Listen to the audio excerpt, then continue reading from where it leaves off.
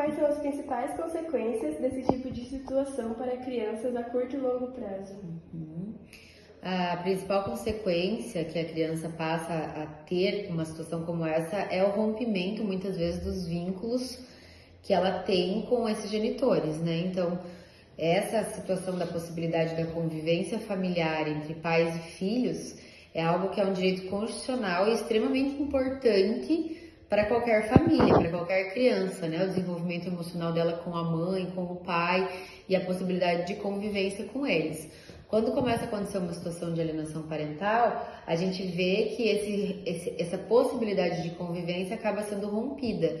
E isso pode ser um problema, né? Com esse rompimento, então, a criança muitas vezes vai ficar mais insegura, passa a ficar com medo, pode ter até traumas psicológicos, pode ficar muitas vezes se sentindo rejeitada, entendendo que uma do pai ou da mãe, né, depende de quem está sendo feita a alienação, não a ama. Então passa a ter uma série de consequências posteriores com esse rompimento de vínculo, que a criança que poderia ter a convivência com esse genitor de forma plena, passa a não ter, e aí desencadeia uma série de situações, ansiedade, rejeição e uma série de outras questões. Em casos, geralmente chegam até você de que forma? Normalmente são os pais que procuram, outros familiares, escolas? Geralmente é os pais, um dos pais, por conta do conflito judicial. Então, eles estão brigando judicialmente, muitas vezes pela guarda desse filho ou pela possibilidade de pensão, enfim, né? Existe um conflito judicial e esse pai ou essa mãe precisa angariar provas daquilo que está acontecendo para que essa situação cesse, para que ele consiga resolver ou para que ele consiga a guarda mesmo da criança. Então, diante da situação judicial e eles precisam comprovar o que está acontecendo, eles passam a procurar a possibilidade de ter um assistente técnico, né? Que então eu entro nessa situação como assistente técnico, faço uma avaliação, elaboro um laudo, né, judicial, descrevendo todas essas situações, e esse advogado depois anexa esse laudo junto no processo. Então acaba sendo às vezes pelo pai ou pela mãe, ou quem está sendo alienado, ou muitas vezes até pelo alienador, que vai procurar aí algum tipo de prova para poder anexar ao processo judicial do ponto de vista psicológico. A gente queria pedir para você um conselho que você daria para os pais responsáveis que estão passando por uma separação, para que evitem cair nesse tipo de comportamento ou conflito.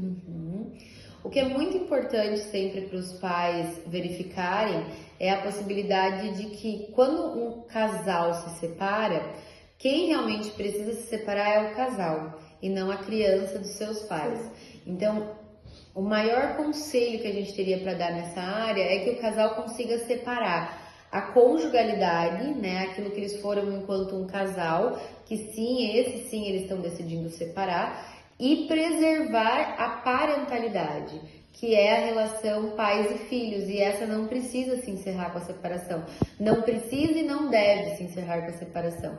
Então o casal tem que ser maduro realmente do ponto de vista conjugal, que aquela relação que está terminando é a conjugal e não a parental, e que precisa ser preservada todas as relações com pais e filhos que advêm daquele término, né, ou daquele relacionamento que aconteceu. Essa criança não pode ser punida de perder o pai ou a mãe, ou a imagem de um pai e mãe, né, a vivência com o pai e com a mãe, por conta de um relacionamento de um homem e de uma mulher que terminaram.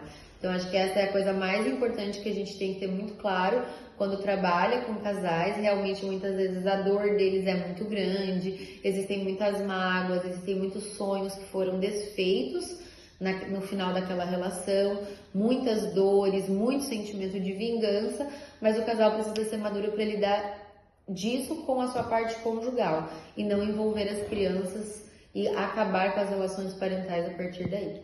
Se você puder dar um exemplo de algum caso que você já teve? Teve muitos, mas já tive exemplos, por exemplo, de mãe e pai que não avisavam um ao outro sobre as apresentações da escola. Então, por exemplo, a criança passava uma parte do tempo com uma família, outro com a outra. Quando a família recebia aquela informação, não repassava para outra família.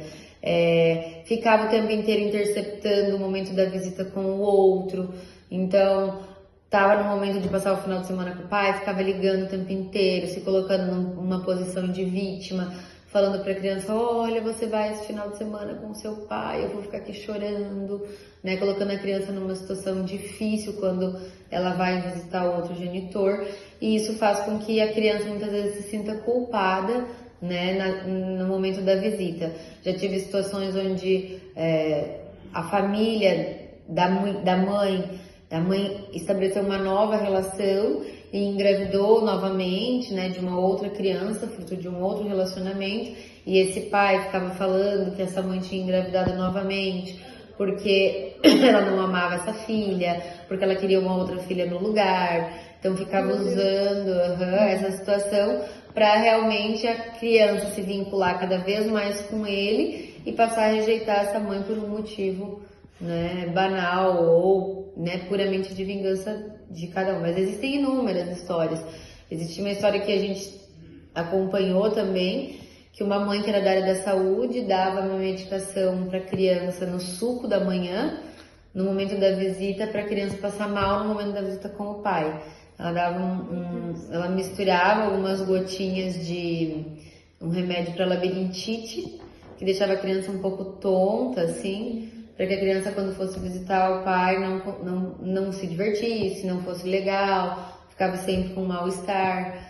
Então, existem inúmeras histórias, realmente, assustadoras, né? De um sentimento de vingança, muitas vezes, que essa família só consegue enxergar a criança como forma de fazer.